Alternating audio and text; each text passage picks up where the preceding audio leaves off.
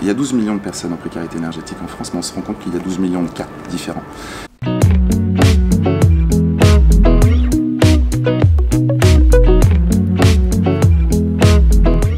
Alors, Énergie Solidaire, c'est un programme qui a été initié par les Amis d'Enercop. C'est une association qui travaille avec Enercop depuis 10 ans, à trouver et à incuber des programmes qui sont complémentaires de ce que fait la coopérative en tant que fournisseur d'énergie.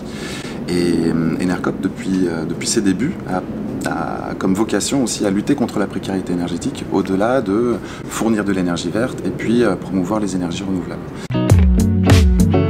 Les Amis d'Enercop se sont posé la question, comment est-ce qu'on peut lutter contre la précarité énergétique en tant que fournisseur d'énergie? Et est venue l'idée de proposer aux clients de la coopérative de faire un micro-don sur leur facture. Tout ça pour abonder un fonds, Énergie Solidaire, donc maintenant c'est un fonds de dotation, et qui redistribue l'argent collecté à des associations qui elles-mêmes accompagnent des ménages en précarité énergétique pour en sortir.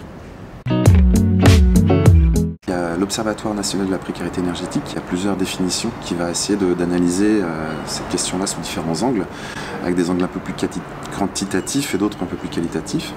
Et il y a une définition que j'aime bien, qui est reprise aussi par beaucoup, qui est de dire qu'une personne est en précarité énergétique à partir du moment où elle n'arrive pas à se fournir suffisamment en énergie pour satisfaire ses besoins élémentaires, soit à cause de l'inadéquation de son logement, pas soit énergétique, mettons, soit par manque de ressources. On n'a pas de quoi payer les factures d'énergie pour avoir 18 degrés chez soi, pour avoir un chauffage décent, quoi. Alors, on travaille avec beaucoup d'acteurs différents qui sont impliqués dans la transition, qui sont impliqués dans la lutte contre la précarité énergétique, et qui ont une dimension nationale notamment, et qui comprennent bien un peu les enjeux territoriaux de la précarité énergétique. Donc on travaille par exemple avec Solia, avec la Fondation Abbé Pierre, oui, avec l'ANSA, l'Agence Nouvelle des Solidarités Actives. Et ce sont ces structures-là qui vont nous prodiguer des conseils, ou tout du moins nous faire un petit peu un état des lieux des carences en financement que peuvent avoir des associations sur le terrain. Et donc elles vont un peu guider l'orientation des fonds. Parce qu'il y a des associations de lutte contre la précarité énergétique, il y en a une multitude partout sur le territoire. Il faut forcément faire un choix. Et ce choix-là, on décide de ne pas le faire tout seul, parce qu'on n'est pas des experts, on n'est pas les mieux placés en fait, pour prendre une décision éclairée. Et donc on demande à ces structures de nous donner des informations, de nous aider à faire des choix. Et en fonction de ce qu'ils nous disent, voilà, on alloue des montants à des associations qui seront sollicitées au travers d'appels à projets.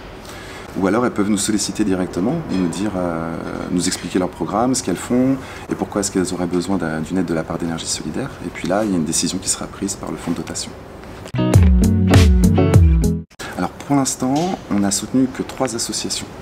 Le fonds de dotation a été créé l'année dernière, donc c'est assez récent. On a commencé la collecte de microdons sur facture assez récemment et on a soutenu 3 associations. Enerterre, qui est une association qui fait de l'auto-réhabilitation accompagnée, donc qui accompagne des ménages avec la participation d'artisans à récupérer des matériaux issus d'autres chantiers, à utiliser des matériaux écologiques mais qui proviennent du territoire, et des réseaux de bénévoles qui viennent aider sur le chantier.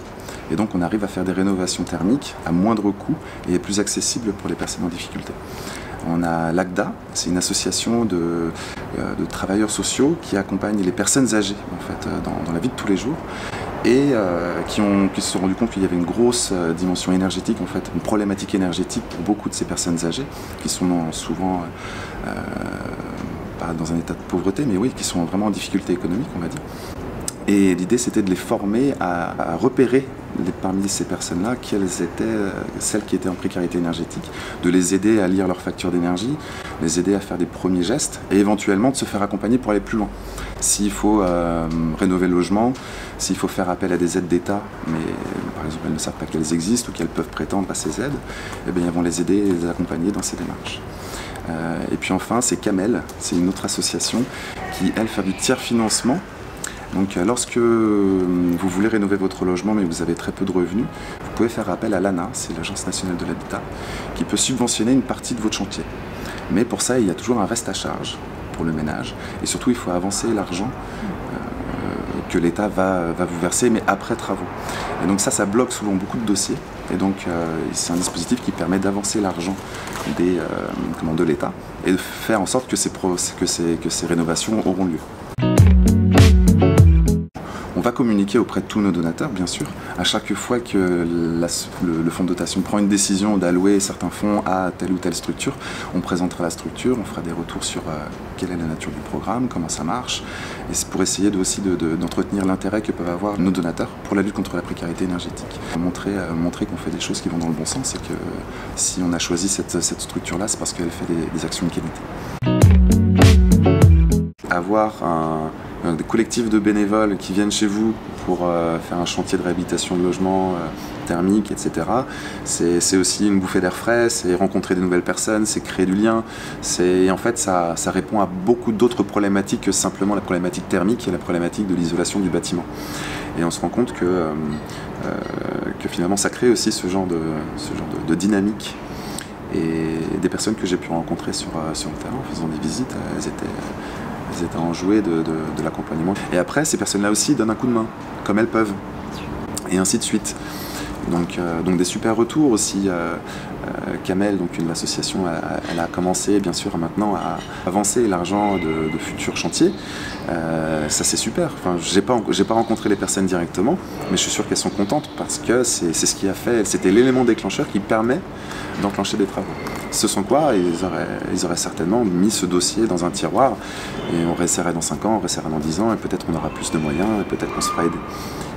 Et pour l'ACDA, je sais que les travailleurs sociaux qui ont été formés étaient très intéressés par la thématique et trouvaient que c'était très utile dans le cadre de leur métier. Et en fait, que c'était complémentaire de ce qu'elles avaient à faire tous les jours en fait, en accompagnant les personnes en difficulté. On a densifié, mais on a apporté de la complémentarité en fait, à leur métier de tous les jours. Et donc tout ça, c'est positif en fait. C'est positif aussi pour les travailleurs sociaux, c'est bien sûr positif aussi pour les personnes âgées qui vont se faire prodiguer des conseils qui sont adaptés à leurs besoins. Si vous êtes client Enercop et que vous avez à la fois l'intérêt pour la précarité énergétique, enfin cette fibre-là, et puis les moyens de le faire, n'hésitez pas à souscrire à Énergie Solidaire. On fera tout notre possible pour vous donner toutes les informations sur ce qu'on fait, pour être le plus transparent possible bien sûr, et pour vraiment efficacement adresser cette question de précarité énergétique à la lumière de l'intérêt général. Hein. On n'est pas là pour soutenir les clients d'Enercop qui seraient dans une situation difficile, parce qu'il y en a, mais bien pour soutenir n'importe qui se trouve en précarité énergétique en France. Je les inviterai aussi à se renseigner sur les associations qui gravitent autour de chez eux, hein, pour savoir, pour les connaître, pour éventuellement les aider directement, parler des questions de précarité énergétique autour d'eux, voilà, de faire que cette thématique prenne de plus d'ampleur et de sorte à ce que peut-être les élus locaux, peut-être que ça remonte en fait, que cette information remonte et peut-être que c'est de par le local en fait qu'on arrivera à faire remonter ces thématiques au niveau national et qu'on découleront peut-être des politiques ambitieuses. Voilà. Et ça, ce serait l'idéal. Parce que nous, on n'est pas là pour remplacer les politiques publiques, on est là pour montrer que les politiques publiques ont besoin des associations, du secteur associatif pour adresser ce problème vraiment de manière efficace. Et les aides curatives, le chèque énergie, etc., c'est indispensable, mais c'est certainement pas suffisant, parce qu'il faut répéter chaque année la même chose. Donc il faut des accompagnements, il faut des professionnels du social, il faut s'appuyer sur cette richesse en fait, qui est là. Pour aller au bout de ces objectifs, la transition énergétique ne peut pas se permettre de laisser un 5e de la population sur le bord de la route.